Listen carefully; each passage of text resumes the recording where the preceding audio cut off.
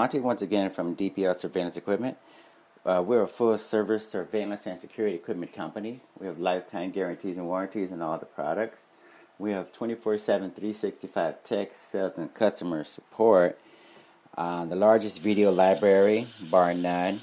I got to make a little bit of noise as I get ready for my day here. Get prepared to go out and out and about and eat and just relax and do run a few errands, etc., while interacting with customers, of course. So the video library is a gigantic video library. Has all sorts of videos in it, demonstration videos. We show you demonstrate trackers and bug detectors and nanny cameras and listening devices. All sorts of things. So that's in the video library. The links to the video library go across the top of each page. So go there and take a look at that when you get a chance. And while you're looking at various links, look at the articles link and read about certain things under articles.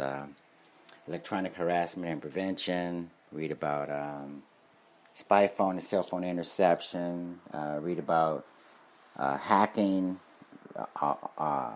Various ways of hacking or preventing hacking. Read about what else is interesting over there.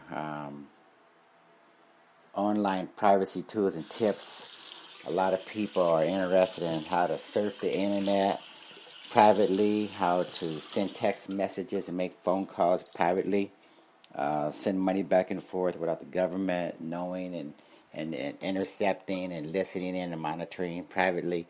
So learn about how to preserve and take advantage of communicating privately. Just all sorts of different articles. Go there and take a look. It's just too many to name. We have anti-terrorist products, by the way. X-ray baggage scanners. For instance, we're now renting them. Versus just selling them, so you can rent them, rent the X-ray baggage scanners in addition to purchasing them outright. And just 1 second.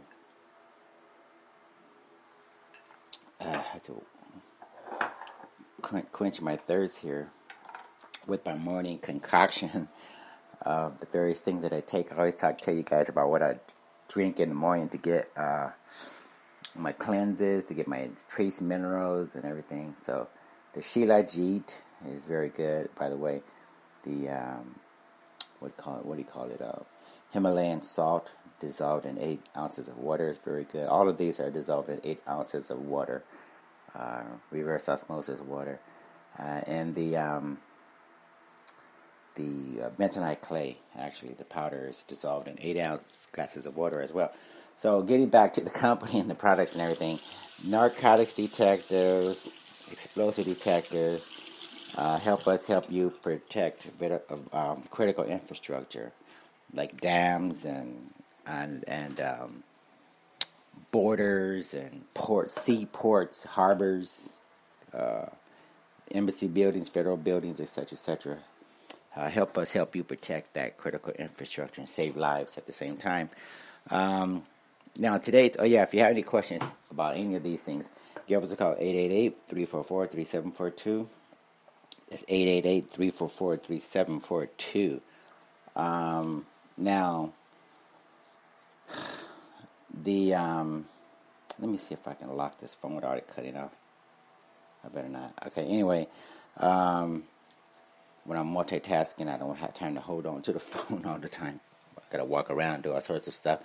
But today's topic is all about competition and policing. Again, that's competition and policing.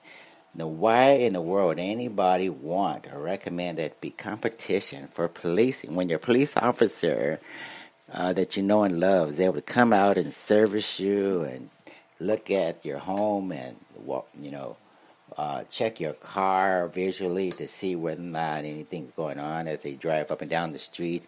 That's a good thing. That generally works out very well. So for the most part, policing is a good thing. The way it's set up, the way the industry's been operating over the last who knows how many 50 years or something is a good thing. But I'm wondering whether or not, and I want you guys' opinion on this. I'm wondering whether or not policing in itself has gotten to the point where we need to bring it into the 21st century. And the reason why I say this is because we have competition, which seems to bring about the best in every single industry.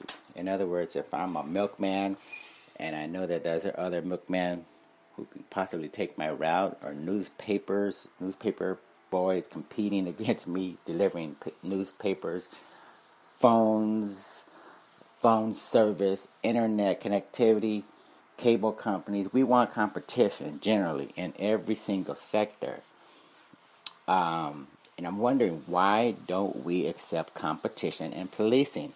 Why is this some sort of sacrilege or some sort of situation where it's forbidden to discuss or even debate or take a look at whether or not policing is one of those areas where we need competition?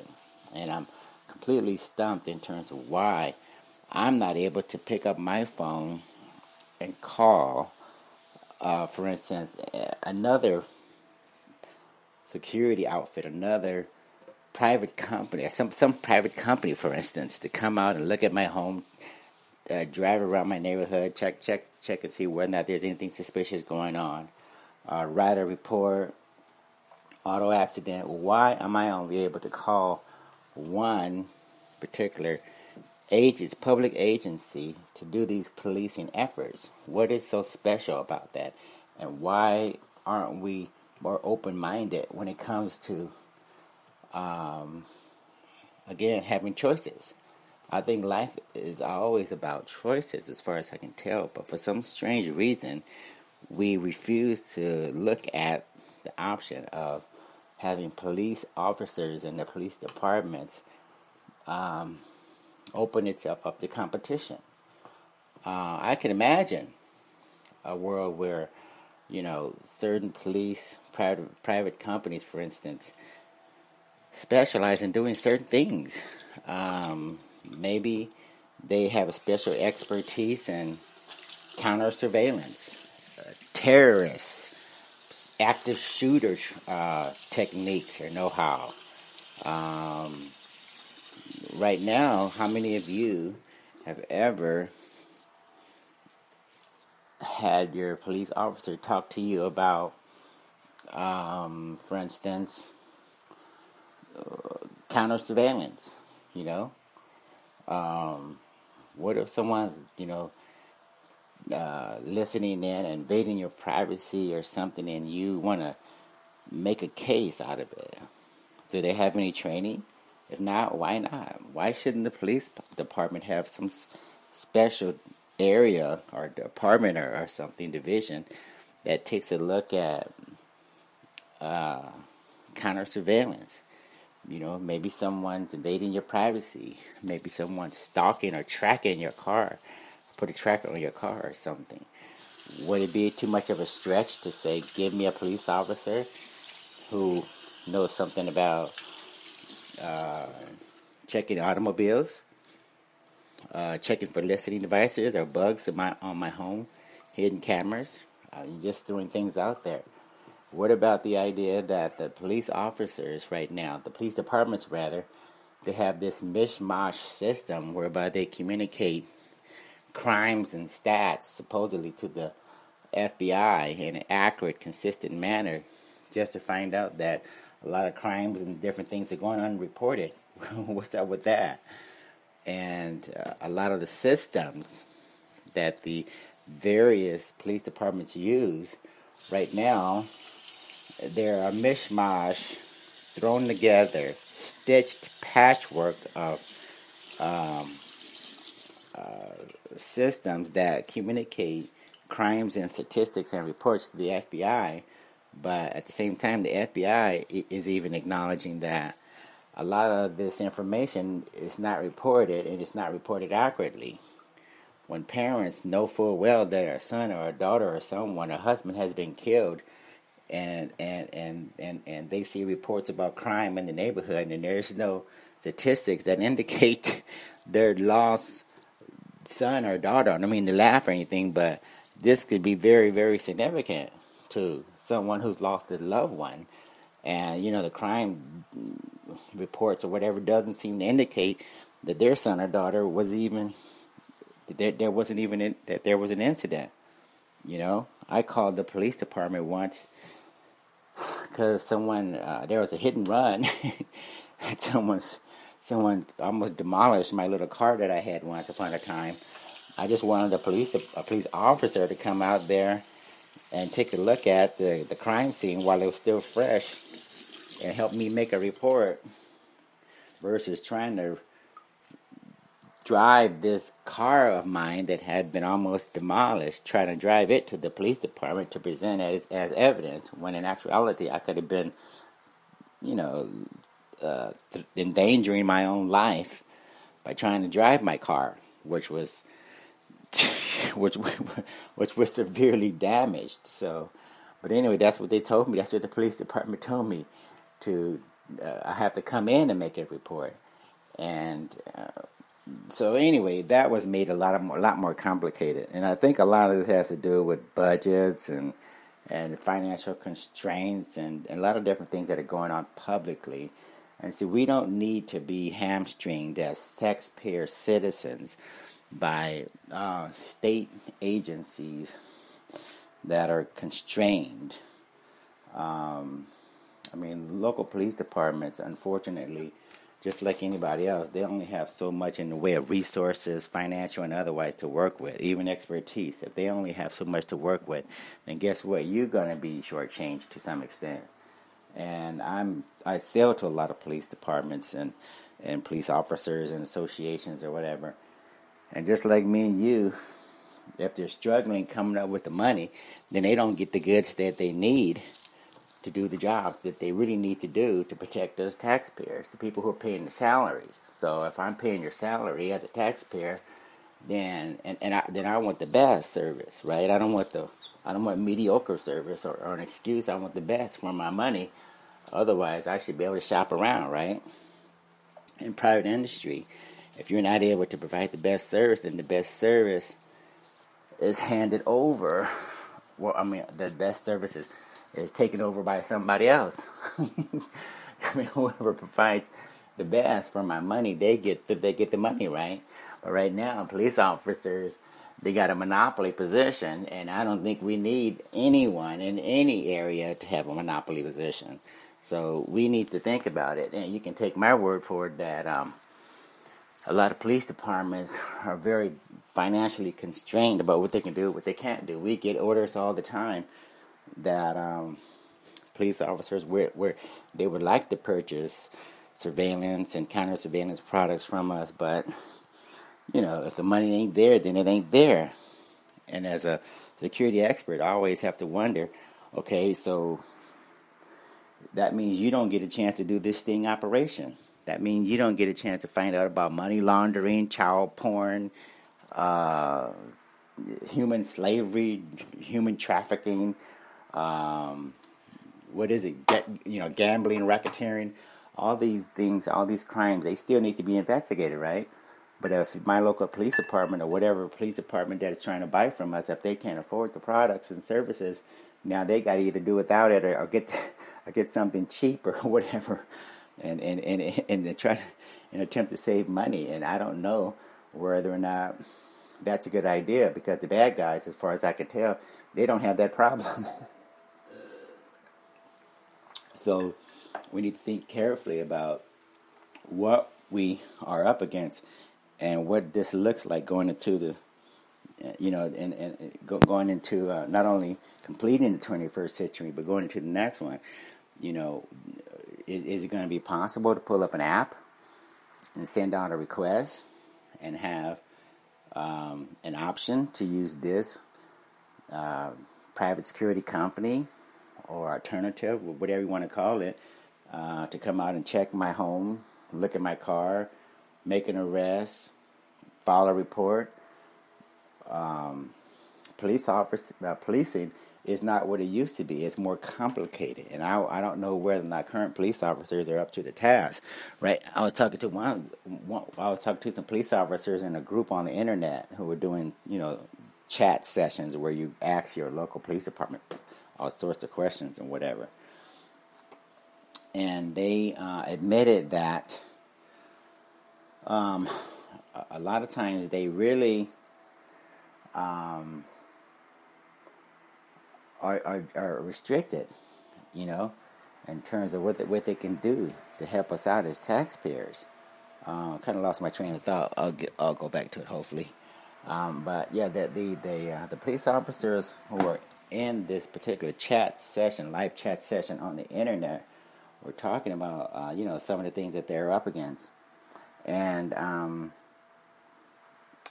again, borrowing from my personal experience, I know full well. Oh yeah, it was the penal codes and such. The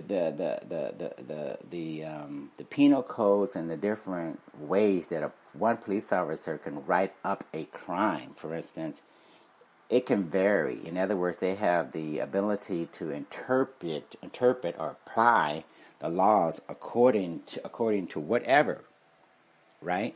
So this guy gets arrested and he may get a more severe penalty or something, and the other guy can get arrested for the same exact crime, the same exact day or time, and get charged totally differently, a lot more lenient or a lot more stricter, right? So we have to ask ourselves, why is so much of this subject to interpretation?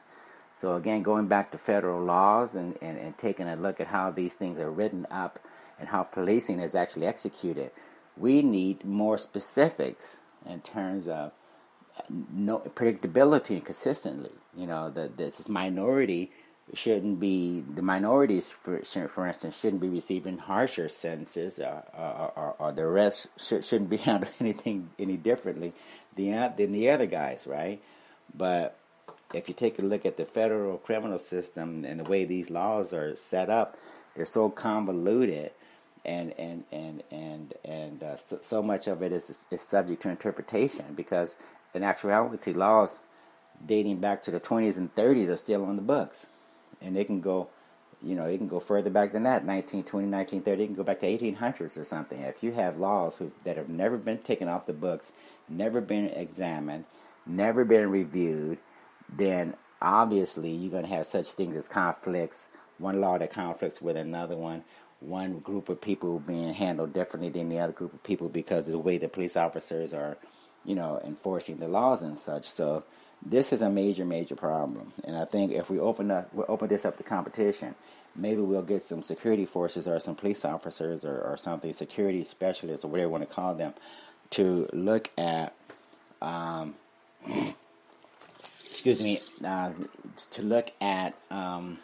using the internet or using some sort of system that takes the laws, weeds through them, separating out old ones that are non-applicable, refining a lot of these laws a lot better, so that we don't end up with 70 or 80,000 laws that may or may not even apply, but maybe a much smaller amount that can actually be managed and understood and applied fairly to most people, most citizens.